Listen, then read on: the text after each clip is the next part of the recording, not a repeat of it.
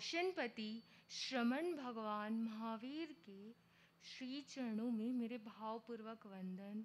असीम असीम उपकारी राष्ट्र संत परम गुरुदेव के श्री चरणों में मेरे भावपूर्वक वंदन।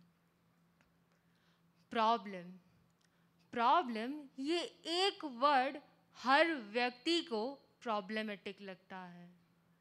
प्रॉब्लम सबकी लाइफ में आता है, फिर चाहे किड हो या यंगस्टर, कोई सामान्य व्यक्ति हो या असामान्य व्यक्तित्व। प्रॉब्लम्स, डिफिकल्टीज, ट्रबल्स सबकी लाइफ में आता है, पर फर्क सिर्फ इतना होता है कि प्रॉब्लम जो सामान्य व्यक्ति होता है ना, उसे प्रॉब्लम लगता है, और जो असामान्य व्यक्तित्व होता है उसके सामने प्रॉब्लम खुद ही प्रॉब्लम में पड़ जाता है। और आज हम एक ऐसे ही असामान्य व्यक्तित्व यानी प्रभु महावीर के लाइफ की प्रॉब्लम्स और उपसर्ग के बारे में बात करने वाले हैं। उपसर्ग यानी अन्यों के द्वारा दिए जाने वाले। अन्य यानी देव भी हो सकता है, मनुष्य भी हो सकता है और तिर्यंच भी हो सकता है। देव, मनुष्य और तिर्यंच किसी के भी द्वारा दिए जाने वाली तकलीफ और प्रॉब्लम को उपसर्ग कहते हैं। और आज हम प्रभु महावीर के लाइफ के सारे उपसर्गों के बारे में तो नहीं, पर प्रभु की लाइफ के कुछ कुछ उपसर्ग और इंसिडेंट्स के बारे में आज हम बात करने वाले हैं। और उन उपसर्गों में प्रभु ने उसको कैसे पावरफुली टैकल किया ना, वो भी जानेंगे। दीक्षा के बाद प्रभु विहार करके कुरमार गांव के नजदीक पधारे और प्रभु कार्योत्सर्ग करके खड़े थे।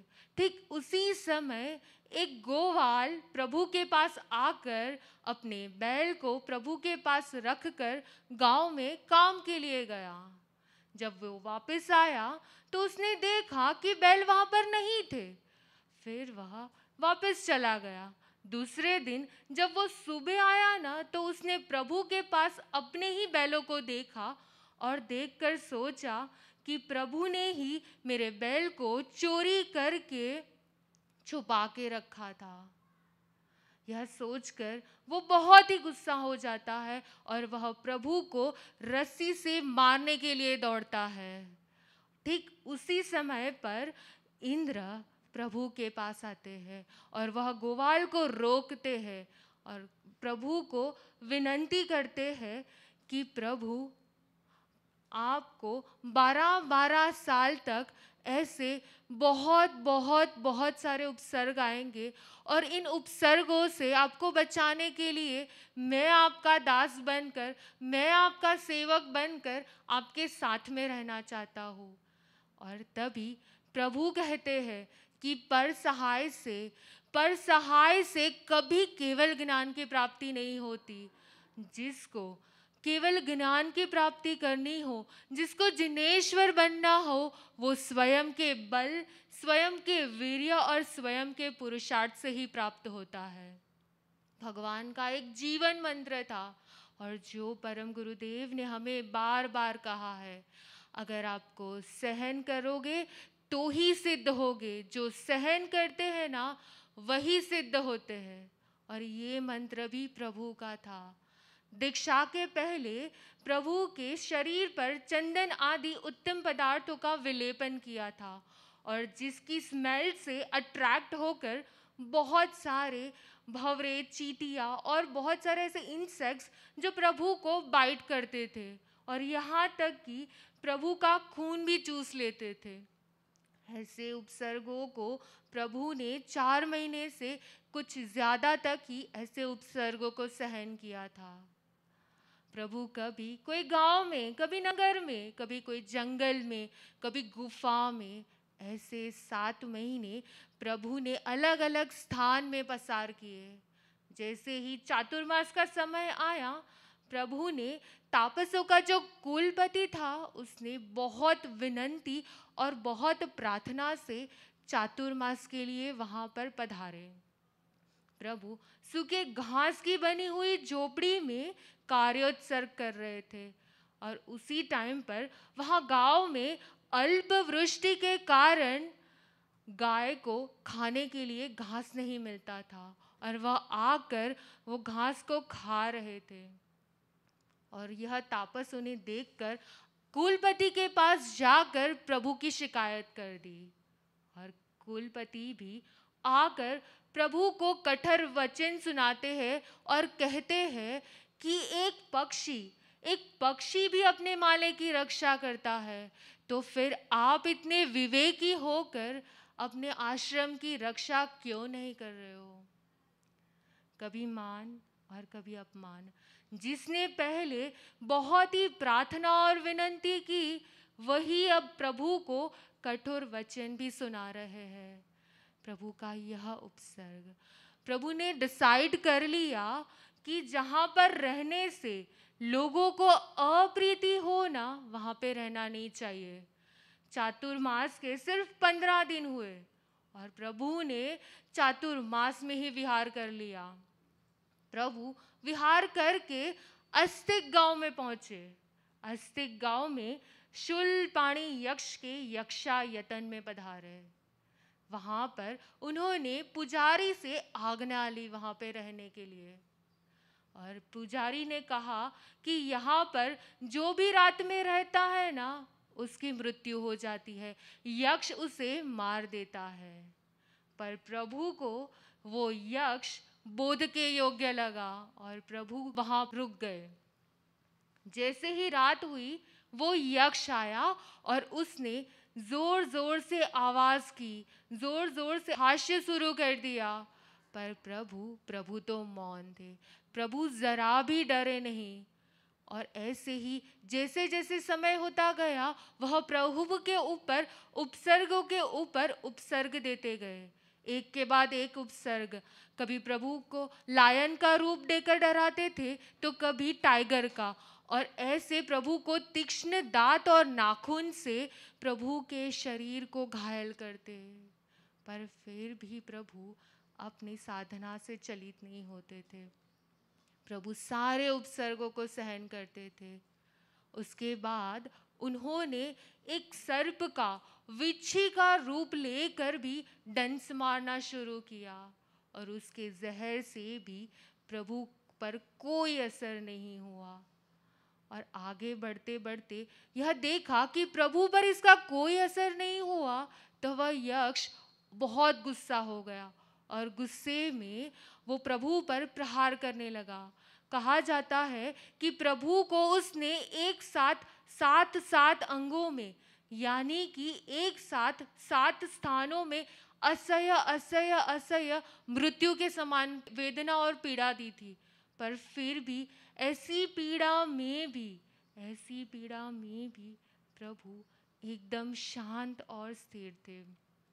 कोई सामान्य व्यक्ति होता तो उसकी तो मृत्यु हो जाती, और इसीलिए यक्ष को लगा कि यह कोई सामान्य व्यक्ति नहीं है, यह कोई असामान्य व्यक्ति है। और इसीलिए वह प्रभु से प्रभावित होकर प्रभु से बार बार अपने क्षमा मांगने लगा, बार बार अपने अपराध की क्षमा मांगने लगा। और उसके बाद प्रभु बाकी के 3.5 महीने उसी यक्ष के यक्षायतन में बिताए। और जैसे ही चातुर्मास पूरा हुआ, प्रभु विहार करके श्वेतांबी नगरी की ओर प्रयाण किया। और रास्ते में बहुत सारे लोगों ने प्रभु को कहा कि प्रभु, आप ये रास्ते से मत जाओ, यह रास्ते में एक दृष्टि विष सर्प आता है और जिसकी दृष्टि मात्र से पशु पक्षी यहाँ तक कि मनुष्य की भी मृत्यु हो जाती है। पर प्रभु प्रतिकूलता को सामने से अवकारने वाले थे, और इसीलिए प्रभु ने डिसाइड किया, लोग मना कर रहे हैं ये रास्ते से मत जाओ, प्रभु ने डिसाइड किया कि यही रास्ते से जाना चाहिए। और प्रभु ने वही रास्ते से जाकर वही आश्रम के पास रुककर काउसक कर रहे थे। और ठीक उसी समय वह चंड कौशिक सर्प आकर प्रभु को देखने लगा, पर उसकी दृष्टि का विष जरा भी प्रभु पर असर नहीं हुआ। तब सम्राट गुरुदेव ने कहा है कि જેને કોઈના માટે વેર હોય ને એને ઝેરની અસર થાય છે, પણ જેને કોઈના માટે ક્યારે પણ વેર નથી હોતું ને એને ઝેર પણ કાંઈ કરી નથી શકતું। प्रभु महावीर भी अपनी साधना में थे, उनको किसी भी जीव के प्रति कोई वैर कोई द्वेष भाव नहीं था। वह सर्प प्रभु के ऊपर डंस मारने लगा। वहाँ जहाँ पर भी डंस मारता ना, वह अंग से प्रभु को दूध के जैसी खून की धारा बहने लगती। यहाँ पर समझने की बात आपको यह है, बहुत बार आपने ये स्टोरी सुना है कि ये होता है, ये होता है, ये होता है, पर यहाँ पर समझने की बात यह है कि चंड कौशिक सर्प जो था वो इतना क्रोधी था, इतना द्वेषी था, इतना वैरी था, फिर भी उसके सामने प्रभु का उत्कृष्ट प्रेम था, उत्कृष्ट करुणा थी, उत्कृष्ट वात्सल्य भाव था, और जिसकी वजह से वह सर्प भी एक बार देखने लगा कि यह मानव है कौन, और एक दृष्टि प्रभु की उस पर पड़ी और पूरा उसका एक वाक्य और एक दृष्टि और वह प्रेम का प्रक्षेप ऐसा हुआ कि चंड कौशिक का पूरा जीवन बदल गया, उसकी पूरी लाइफ बदल गई। वो एकदम शांत और स्थिर हो गया और उसने आजीवन अनशन व्रत को अंगीकार कर लिया। फिर उसके बाद अगर कोई उसको जरा भी परेशान करे, कोई मारे, कोई कुछ भी करे ना, वह किसी को परेशान नहीं करता था। वह अपने बिल में जाकर अपने मुंह को रख दिया जिससे किसी की भी दृष्टि उसके ऊपर न पड़े और उसकी दृष्टि से कोई मर न जाए। ऐसा था प्रभु का प्रेम का प्रक्षेप, ऐसा था प्रभु का उत्कृष्ट वात्सल्य भाव। आगे बढ़ते बढ़ते प्रभु विहार करते करते प्रभु ने सोचा कि अभी यहाँ पर आर्य देश के लोग बहुत ही सरल, बहुत ही भद्रिक और यहाँ पर मुझे पहचानने वाले भी बहुत सारे लोग हैं। यहाँ पर मैं अपने कर्मों की निर्जरा नहीं कर पा रहा, मुझे अपने कर्मों की विशिष्ट निर्जरा करनी है और विशिष्ट निर्जरा करने के हेतु से प्रभु अनार्य देश में विचरण करने का सोचते हैं और प्रभु इसके लिए लाड देश में पधारते हैं। लाड देश, अनार्य देश के लोग अत्यंत अत्यंत क्रूर होते हैं, वो आदिवासी के जैसे लोग होते हैं। वहाँ पर मानवता और धर्म जैसा कुछ भी नहीं होता। वहाँ पर प्रभु को आहार और पानी भी नहीं मिलता था। वहाँ पर आहार पानी तो दूर, प्रभु को रहने के लिए भी कोई स्थान नहीं मिलता था। ज़्यादातर प्रभु जंगलों में और गुफाओं में ऐसे अलग अलग जगह पे विचरण करते थे और कभी विहार करते करते प्रभु अगर कोई गांव भी पहुंच भी जाए ना, तो फिर वह गांव के लोग गांव से बाहर आकर प्रभु को रोक देते थे, प्रभु पर प्रहार करते थे और प्रभु को गांव के अंदर नहीं आने देते थे। वहाँ के गांव के लोग प्रभु के ऊपर धूल उड़ाते थे, कभी उनको मुष्टि से प्रहार करते थे और कभी भाला आदि शस्त्रों से प्रहार करते थे। ऐसे भी प्रभु प्रहारों को भी सहन करके प्रभु ने अपनी सहनशीलता को बढ़ाए रखा।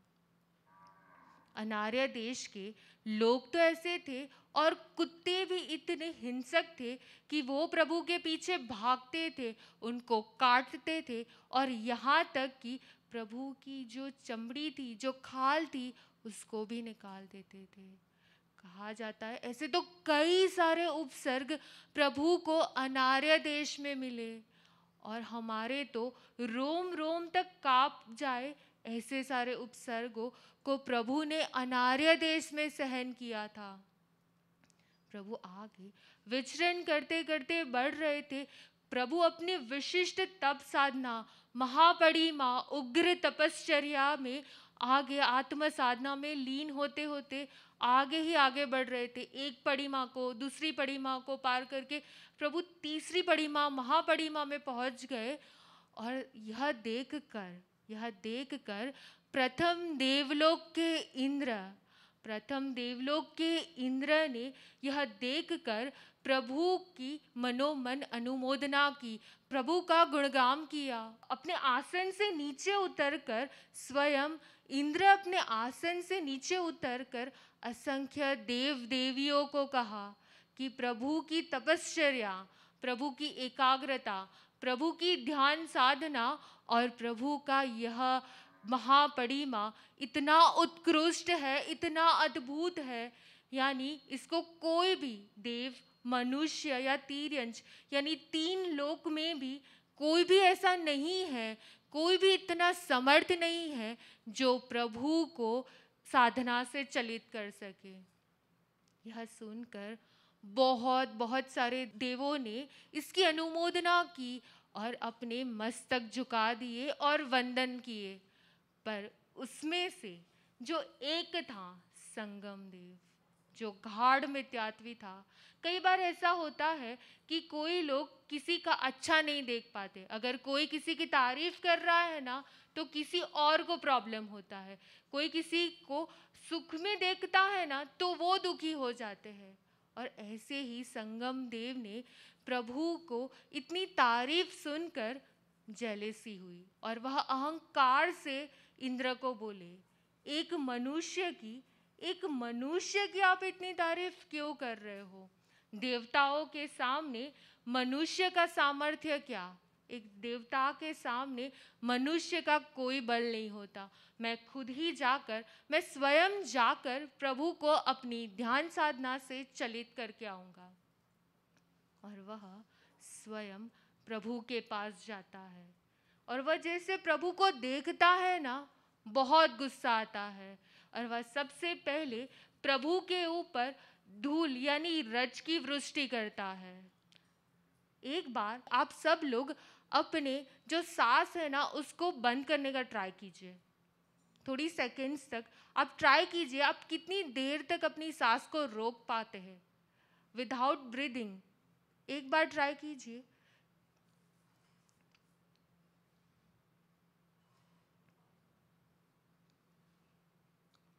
ऐसा होता है कि थोड़ी सेकंड्स के बाद आपको एक बार तो ब्रीथ लेनी ही पड़ती है।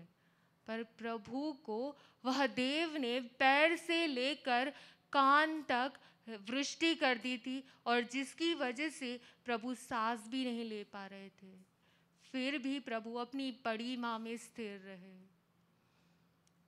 इमेजिन करो, अभी आप यहाँ पर बैठे हो, व्याख्यान सुन रहे हो और आपके ऊपर हजारों चींटियां आ जाए, तो आप क्या करोगे? आप व्याख्यान ही सुनते रहोगे या फिर चींटियों को निकालोगे? पर प्रभु के ऊपर संगम ने जो चींटियां की विकुरना की थी, वह कोई सामान्य चींटियां नहीं थी, वह व्रजमुखी चींटियां थी। और वह सिर्फ प्रभु को बाइट ही नहीं करती थी, वो बाइट करने से उसमें ऐसे तीक्ष्ण दांत थे कि जिससे वो प्रभु को पूरा ड्रिल कर देती थी। वह प्रभु के एक साइड से जाती थी और दूसरे साइड से बाहर निकलती थी। ऐसे प्रभु के शरीर को छन्नी की तरह पूरा होल वाला बना दिया था। इतना असह्य वेदना देने के बाद भी वह संगम प्रभु के प्रति और क्रोध भाव में उपसर्ग के उपसर्ग देते ही रहे। सांप की विकुरना की, टाइगर, लायन पूरे प्रभु के शरीर को फाड़ दिया। फिर भी उसने प्रभु को उपसर्ग देना नहीं छोड़ा। फिर भी वह प्रभु को उपसर्ग देते रहे। एक बार ऐसा हुआ कि उसने प्रभु के 2 पैर, प्रभु के चरण को ही स्टव यानी चूल्हा बनाकर उसमें अग्नि प्रज्वलित करके भात को पकाने रख दिया। कितनी क्रूरता और कितना द्वेष भाव। कोलकाता में अभी थोड़े दिन पहले ही एक छोटा सा साइक्लोन आया था और उसकी वजह से सब लोग बहुत डर गए थे। पर यहाँ पर संगम देव ने उससे कई गुना ज़्यादा बड़े साइक्लोन और स्टॉर्म की विकुरना की थी। जिससे बड़े से बड़ा पेड़ भी तिनके की तरह उड़ने लगता था और बड़ी से बड़ी शिला भी कंकर के समान उड़ के फिर नीचे गिरती थी। और खुद प्रभु का जो शरीर था वह भी कई ऊंचाई तक ऊपर जाता और जोर से नीचे गिरता। फिर भी प्रभु क्षण मात्र भी अपनी साधना से विचलित न हुए। ऐसा प्रभु का धैर्य था। यह प्रभु के सारे उपसर्गों को निष्फल जाने पर संगम ने सोचा, अगर मैं प्रभु को साधना से चलित किए बिना ही मैं वापस देवलोक चला गया ना, तो देवलोक के सारे देव मेरे पर हंसेंगे। और इसीलिए उसने प्रभु को और ज़्यादा भयंकर उपसर्ग देना शुरू कर दिया। और उपसर्ग में प्रभु को एक बार 1000 टन का 1000 भार का काल चक्र महाचक्र लेकर एकदम ऊपर ऊंचाई में जाकर उसके पास जितनी भी शक्ति थी ना, जितनी भी ताकत थी ना, वो लगाकर प्रभु के ऊपर फेंका। और उस वजन से प्रभु घुटने तक धरती के अंदर चले गए। पर फिर भी कहा जाता है कि प्रभु का धैर्य, प्रभु का वीर्य लोक में सर्वश्रेष्ठ होता है, लोकोत्तर था। वह प्रभु वापस से धरती में बाहर आकर वापस से अपने साधना में जुड़ गए। एक के बाद एक उपसर्ग ने देते ही रहे। कहा जाता है कि एक रात में प्रभु को 20 उपसर्ग दिए, फिर भी प्रभु ना थके ना हारे, ना उसको कोई रिएक्शन दिया। प्रभु अपनी साधना में ही स्थिर रहे। और उसने सिर्फ एक रात में ही नहीं, 6 महीने तक जहाँ पर भी प्रभु जाते, प्रभु के साथ जाता। प्रभु जंगल में जाते, प्रभु कोई गांव में जाते, जहाँ पर भी जाता वह संगम देव प्रभु के साथ आता और प्रभु को हर जगह पर उपसर्ग देता, प्रभु को हर जगह पे परेशान करता। यहाँ तक कि प्रभु को आहार और पानी भी दूषित कर देता। और प्रभु को 6 महीने तक चौवियारा उपवास करना पड़ा। आप और मैं अगर उपवास करते हैं तो एक उपवास ज़्यादा से ज़्यादा 7 उपवास भी करेंगे ना, हम सोने लगते हैं। कैसे हमारे उपवास होते हैं? सोते सोते। और प्रभु ने तो 6 महीने तक इतने बड़े बड़े उपसर्गों को सहन कर के 6 महीने तक चौवियारा उपवास किया। ऐसे तो प्रभु के लाइफ में बहुत सारे उपसर्ग हैं। कभी लोग प्रभु को चोर मानकर पकड़ जाते, कभी कोई गांव में जाते तो प्रभु को जासूस मानकर कोई पकड़ के लेके जाता और कुएं के अंदर बांध के उसको पानी की घड़े की तरह ऊपर और नीचे करते। कितने कितने कितने कितने उपसर्ग। आपकी लाइफ में भी प्रॉब्लम्स, कुछ भी डिफ़िकल्टीज आए ना, तो प्रभु के उपसर्ग को एक बार याद कर लेना कि प्रभु के उपसर्ग के सामने मेरा उपसर्ग कुछ भी नहीं है, मेरी लाइफ की प्रॉब्लम तो कुछ भी नहीं है। गुरुदेव हमेशा हमें एक बात कहते हैं कि याद रखना, आपकी लाइफ में कितनी भी प्रॉब्लम्स और डिफ़िकल्टीज आए ना, तो सोचना कि वह आपकी शक्ति, आपकी सहन करने की क्षमता से ज़्यादा नहीं आता। जिसकी जितनी सहन करने की क्षमता होती है ना, जिसकी जितनी कैपेसिटी होती है ना सहन करने की, उससे ज़्यादा उसको दुख और पीड़ा नहीं आती। इसीलिए कभी आए तो कभी अपने आप को हारना मत। हमेशा ऐसे स्ट्रांग रहना कि जैसे प्रभु ने कैसे अपने उपसर्गों के सामने ही प्रभु का निश्चय था कि ये भव में मुझे मेरे सारे कर्मों को क्षय करना है, इसके बाद मुझे कोई भव नहीं करना है। चाहे कुछ भी हो जाए, कोई कितना भी कुछ भी करे, कुछ भी हो जाए, मुझे मेरे कर्मों को ये भव में ही क्षय करना है। और इसके यही पुरुषार्थ में प्रभु ने सारे उपसर्गों को सहन किया। और आज हम प्रभु और गुरुदेव को प्रार्थना करते हैं कि प्रभु आप जैसे अपने उपसर्गों को सहन किया था, वैसी सहन शक्ति अगर हमारे में 1% भी आ गया ना, तो भी हमारा यह भाव सुधर जाएगा, यह भाव सुधर जाएगा।